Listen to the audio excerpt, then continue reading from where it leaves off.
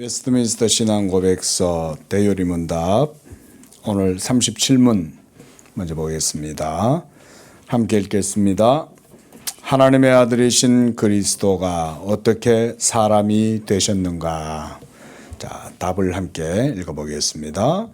하나님의 아들 그리스도는 참 몸과 이성 있는 영혼을 취하심으로써 사람이 되셨다. 그분은 성령의 능력으로 동정녀 마리아에게, 즉 마리아의 몸에 잉태되어 인간의 본질을 가지고 그 몸에서 탄생하셨으나 죄는 없으시다. 자, 그리스도의 인성에 대한 고백입니다. 자, 먼저 답의 내용을 보면 그리스도의 인성을 뭐라고 설명하고 있습니까?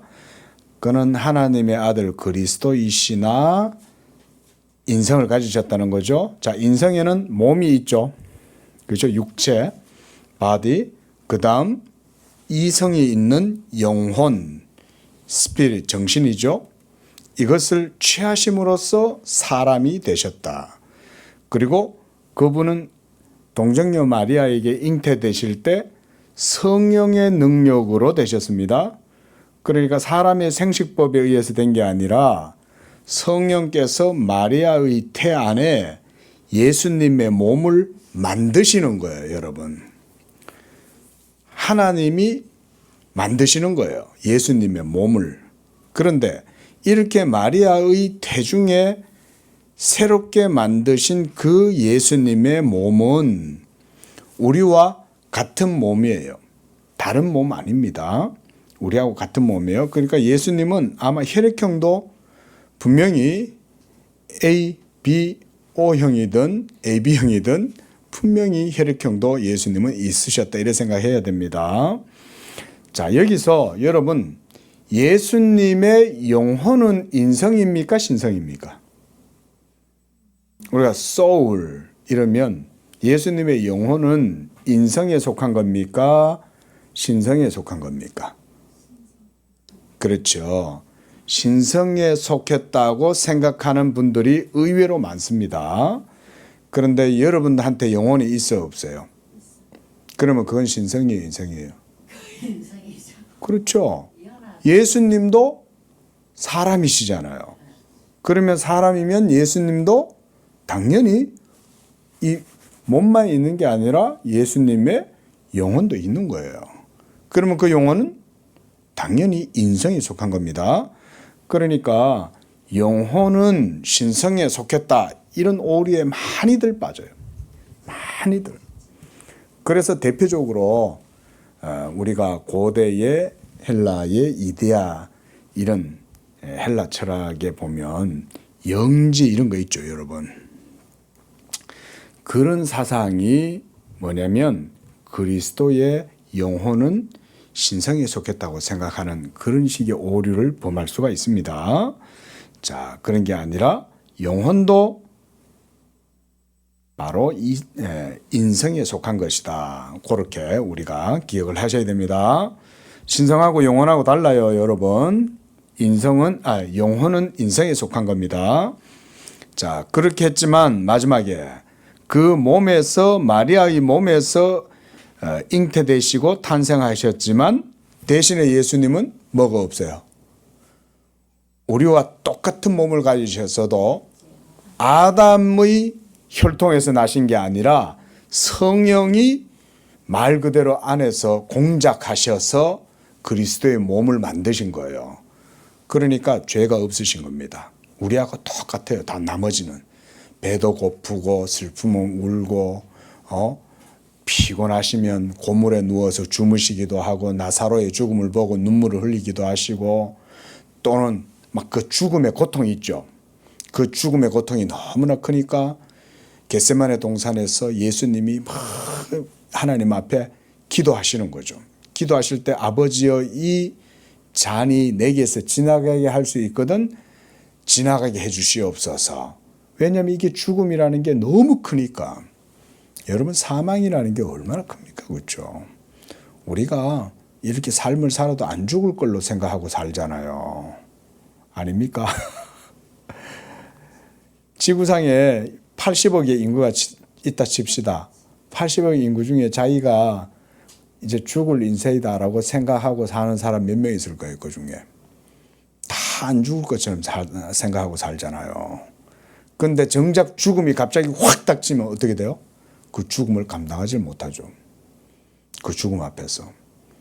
근데 우리 그리스도인들은, 예수 믿는 우리 성도들은 죽음의 문제를 하나님 앞에서 믿음으로 반드시 해결해야 됩니다.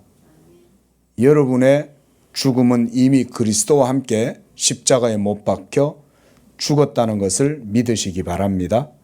예수께서 십자가에서 못 박혀 죽으셨을 때 그 죽으심은 여러분의 죽음이에요.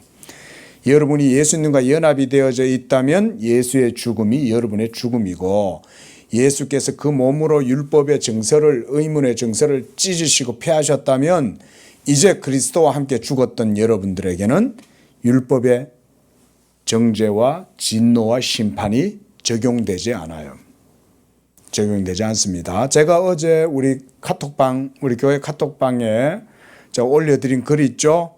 그거 제가 이제 어떤 분이 질문하신 거를 제가 이제 어제 답글로 쓴 건데, 여러분 이번 주에 숙제입니다. 다 그거 꼭 읽어보십시오. 그 속에 제가 자유라는 주제를 가지고 어떻게 우리가 죄에서 자유하게 되었는가. 그러면 그 자유가 뭐냐 도대체. 우리는 어떻게 자유가 되는 거냐. 자유를 누리는 거냐. 그거를 제가 아티클로 쓴 거예요. 꼭 한번 읽어보시기 바랍니다. 자, 38번도 보겠습니다. 시작. 중보자가 하나님이시어야 하는 것은 왜 그런가?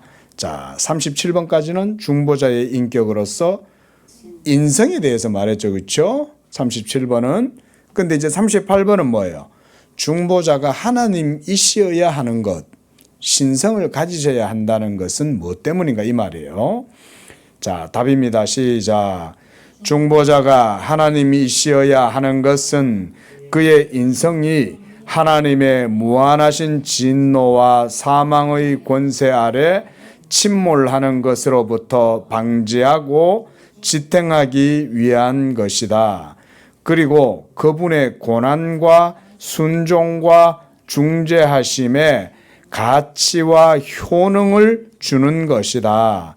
그뿐 아니라 하나님의 공의를 만족시키며 하나님의 은총을 간구하고 특별한 백성을 값주고 사며 그들에게 그분의 영을 주시고 그들의 모든 원수를 정복하여 영원한 구원에 이르게 해야 하기 때문이다.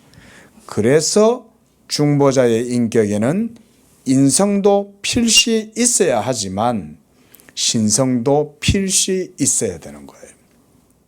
자, 그냥 예수님이 고대의 현자 정도였다. 뭐 피타고라스다. 또는 공자님이다. 소크라테스다. 였다면 소크라테스 한 사람의 독배를 마시고 죽음이 다른 전체 인류에 효력을 미칠 수 있을까요? 그런 얘기입니다. 지금. 자, 소크라테스는 물론 이제 소크라테스도 죄인이니까 소크라테스의 죽음은 누구에게도 아무런 효력을 미칠 수가 없죠. 그런데 우리가 예수님이 신성이 없이 죄는 없으신데 신성만 없고 인성만 있다. 이렇게 한번 가정을 한번 해봅시다. 그러면 그 예수님이 죄는 없지만 무죄한 자가 하나님 앞에 예를 들어서 죽었어요. 그런데 그는 신성은 없고 인성만 있다. 우리가 이렇게 가정을 해본다면 그의 죽음이 전체 하나님의 택하신 백성 전체, 그러니까 아담으로부터 앞으로 태어나게 될 모든 하나님의 택자들, 그들 모두에게 적용될 수 없는 거예요. 바로 이런 효력을 주는 거예요. 그래서 여기도 보면 중간 좀 보세요. 그분의 고난과 순종과 중재, 이게 그리스도의 사역이죠.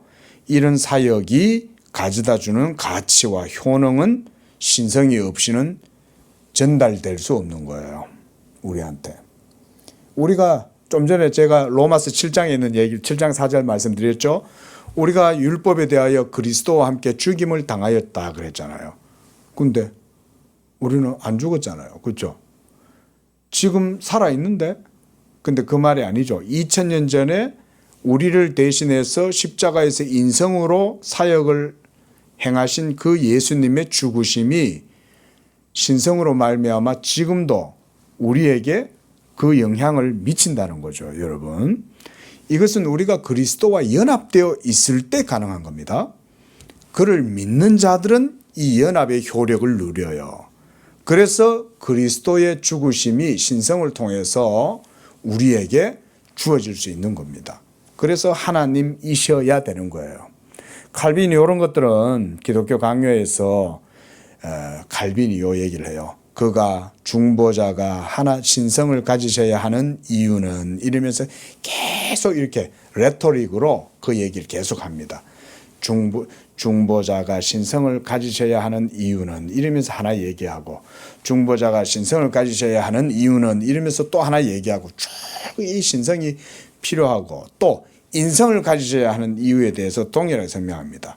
그러니까 우리의 구원자이신 예수님의 중보자로서의 인격은 신성과 인성이 같이 연합된 상태로 한 인격을 이루어야 돼요.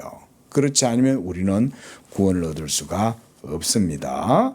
자, 그 외의 내용들도 있지만 이렇게 중보자의 인격을 통해서 우리에게 구원이 주어진다는 것, 그거를 지금 얘기를 하고 있습니다.